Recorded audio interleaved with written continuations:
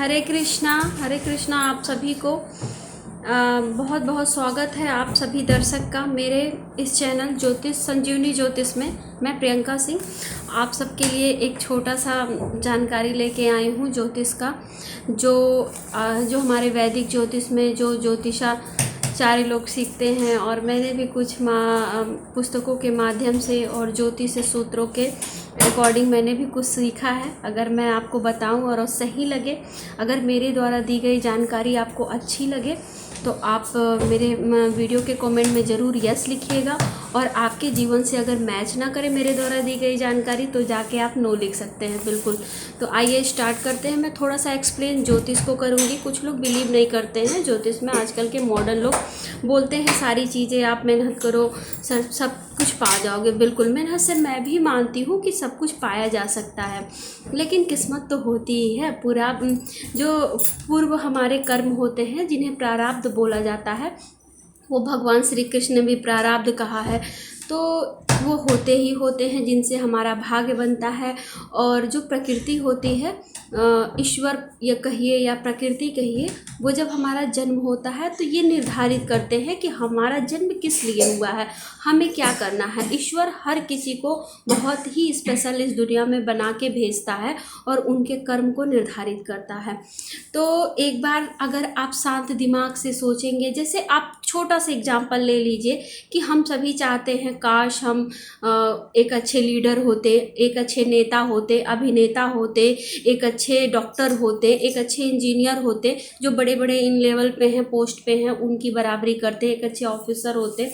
तो हर कोई थोड़ी ना हो पाता है, हर कोई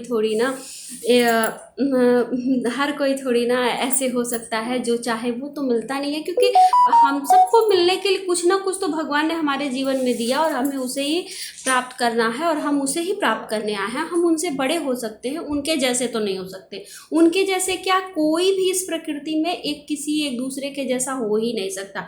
हर कोई अमिताभ बच्चन नहीं हो सकता है। अमिताभ बच्चन जी बहुत महानायक कहे जाते हैं।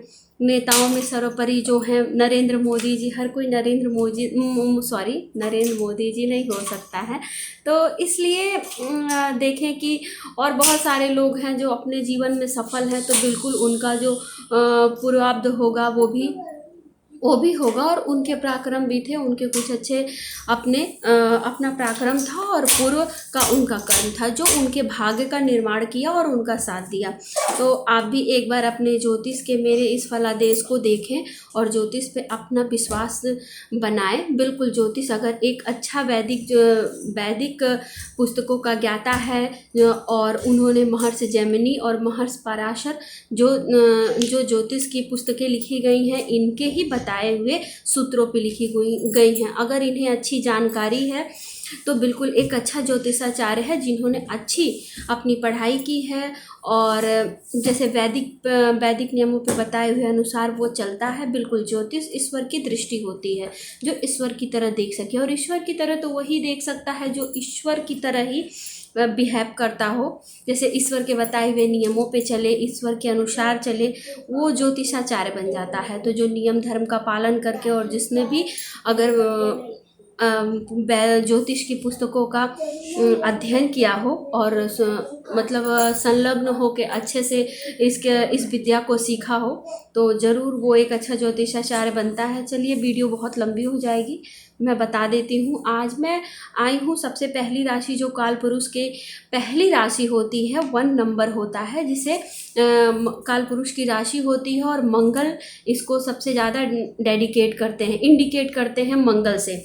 मंगल हनुमान जी को कहते हैं। और अगर जिनकी भी मेष राशि है तो उनके जन्म पत्री में सबसे पहले नंबर 1 लिखा होगा। अगर वहीं पे अगर आपके चंद्रमा लिखा हो, थोड़ी भी जानकारी हो, या आपके मदर से या आपके घर में पता चला हो, किसी को तो अपना सन साइन भी नहीं पता होता है, क्योंकि बिल्कुल भी लोग ज्योतिष को मानते नहीं हैं। बहुत कम लोग, मुझे लगता है कि 30 या 40% लोग ही ज्योतिष को समझते हैं और मानते हैं। बाकी लोग कहते हैं इससे क्या मतलब है, हम अपना कर्म कर रहे हैं, हम मेहनत करेंगे, हम नॉलेज गेन करेंगे तो सारी चीज़ें हो जाएंगी। क्या हो जाती हैं? आप एक बार सोच के देखिए कि क्या हो जाती हैं, नहीं होती हैं, ठीक है। जो बहुत लकी होते हैं उनके साथ तो चीज़ें ऐसे होती जाती हैं कि जो वो सोचते हैं, जो वो चाहते हैं, वो होता जाता है। जो कमी सबके जीवन में एक बैलेंस बना के उनका जीवन भेजते हैं भगवान, और वो उसी तरह से जीते हैं। और जो कुछ आपकी अच्छाइयाँ होती हैं कभी कभी आपको नहीं पता चलता। और अगर आप अपनी जो जन्मपत्री किसी ज्योतिषाचार्य को दिखाते हैं और उससे फलादेश अपना निकलवाते हैं, तो बिल्कुल आपकी अच्छाइयाँ बुराइयाँ कहाँ गलती हो रही है पता चलता है। जो बहुत सफल हैं वो भी एक ज्योतिषाचार्य से ही एडवाइस लेते हैं। आपको क्या लगता है उनके कोई गुरु नहीं है, उन्हें किसी ने एडवाइस नहीं किया, ऐसे ही सफल हो गए? जी बिल्कुल नहीं। कभी किसी की सफलता के पीछे हमेशा एक अच्छे ज्योतिष का हाथ ही होता है, ज्योतिषाचार्य का हाथ होता है। आपने देखा होगा बहुत बड़े बड़े लोगों के हाथों में स्टोन पहनते हुए, वो हमेशा एक रत्न पहनते हैं, ग्रहों के रत्न पहनते हैं। महानायक अमिताभ बच्चन जी को देख लीजिए, वो गोमेद पहनते हैं। उनका राहु स्ट्रांग था, बाद में उनका साथ दिया, जो आज उनको इतने राहु है जो बहुत जल्दी रिजल्ट देता है। और छाया ग्रह है तो जब किसी को देने पे आ जाए तो बहुत कुछ दे देता है, और जब लेने पे आ जाए तो बहुत कुछ ले लेता है। ठीक है, आज हमारा ये विषय नहीं था हमारे वीडियो का विषय है मेष राशि। तो जी आप थोड़ा थोड़ा देखें, मैंने समझा दिया है। अगर आपको विश्वास हो तो एक बार मेरे बताए हुए फलादेश को एक बार देखें अपने जन्म कुंडली पे, और फलित करें कि मैंने कितना सही बताया। मेरे बताए हुए जो जैसे मेष राशि की जो 12 भाव होते हैं, 12 भाव होते हैं, 12 ग्रह होते हैं, लेकिन ज्योतिष में 7 ग्रह को ही माना जाता है। राहु और केतु को छाया ग्रह माना गया है, क्योंकि ये जो राहु केतु होते हैं ये सारे 7 ग्रहों के साथ ही मिलके अपना रिजल्ट देते हैं। तो जैसे सूर्य, मंगल, बुध, शुक्र, शनि, गुरु, तो 7 ग्रह होते हैं, जिसमें सबसे शुभ ग्रह बृहस्पति होते हैं। मंगल को पापा ग्रह माना जाता है। ये सब मैं बाद में आपको बताऊंगी। चलिए अभी स्टार्ट करते हैं। आप लोग देखिए, जिनकी जन्म कुंडली में 1 नंबर लिखा हो पहले वाले फर्स्ट वाले हाउस में उनका, और वहाँ पे चंद्रमा लिखा हो, तो उनका मेष लग्न और मेष राशि होती है। तो मैं बता दूं, आपका व्यक्तित्व ऐसा होगा कि आप लंबे होंगे, बहुत हाइट आपकी बहुत अच्छी होगी, गोरे होंगे, लालिमा लिए हुआ रेडनेस होगा आपकी बॉडी में, लाल दिखेंगे आप। कहते हैं स्वर्णिम आभा, सूरज की तरह आप, जैसे स्वर्णिम आभा होता है वैसे, लेकिन लाल होगी, रेडनेस होगी आप में बिल्कुल। और लंबा कद होगा, अच्छी हाइट होगी।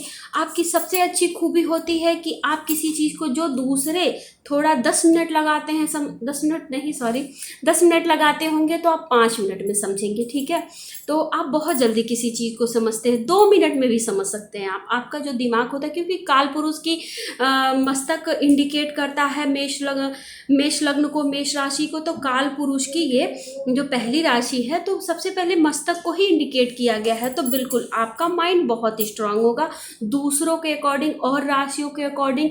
जो मेष लग्न और मेष राशि वाले होते हैं वो माइंडली तो बहुत ज़्यादा, उनका दिमाग बहुत काम करता है, और वैसे उनका दिमाग भी काम करता है, शरीर भी काम करता है, बहुत ज़्यादा एक्टिव होते हैं, बहुत ज़्यादा चंचल स्वभाव के होते हैं। और इनकी जो आवाज़ होती है, आप अगर मेष लग्न और मेष राशि के हैं तो आपकी आवाज़ जरूर बहुत ही ज़्यादा सॉफ्ट होगी, अच्छे बोलने वाले होंगे, मीठा बोलते हैं आप, और आप सारी चीज़ें तो आपकी अच्छी है। आप धार्मिक होते हैं, मेष लग्न वाले हमेशा, और मेष राशि वाले दोनों बहुत ही धार्मिक होते हैं। इनके किए हुए जो व्यय होते हैं, व्यय से उनका होता है, वो भी केतु बनता है। तो अच्छे कामों में इनका धन भी व्यय होता है, हमेशा धर्म कर्म में लगे रहते हैं। आप एक काम और करेंगे, अगर आपके जीवन में कोई परेशानियां आ रही हैं तो आप थोड़ा सा केतु से संबंधित उपाय करिए। केतु के लिए मंदिरों में जाके दर्शन करिए, झंडा लगाइए। मैं बाद में और सारे उपाय कुंडली देख के और राशियों के अकॉर्डिंग बताती रहूँगी। तो अभी तो आप इतना ही उपाय करो, बाकी तो आपको प्रोफेशनली ये करना है। अगर आपको व्यवसाय चुनना है और आप मेष राशि और मेष लग्न के हैं, तो आप तुरंत बिना जल्दी किए सबसे पहला अच्छा प्रोफेशन, आप एक अच्छे डॉक्टर बन सकते हैं, क्योंकि साहस डॉक्टर जो होता है वो सर्जन, और स्पेशली आप सर्जन बन सकते हैं। ठीक है, क्योंकि साहस एक सर्जन के पास साहस होता है तभी तो वो बॉडी देखता है, इतनी बीमारियों को हैंडल करता है, सर्जरी करता है। आम आम लोगों के बस की बात थोड़ी है। साहस तो करेज, उसमें करेजेस होता है तभी तो करता। Courage must be important is here. तो अगर आप मेष लग्न के हैं, मेष राशि के हैं, तो आप डॉक्टर बन सकते हैं, आप आर्मी में जा सकते हैं, ऑफिसर बन सकते हैं। ये तीनों चीज़ें आपके लिए बेस्ट रहेंगी और आप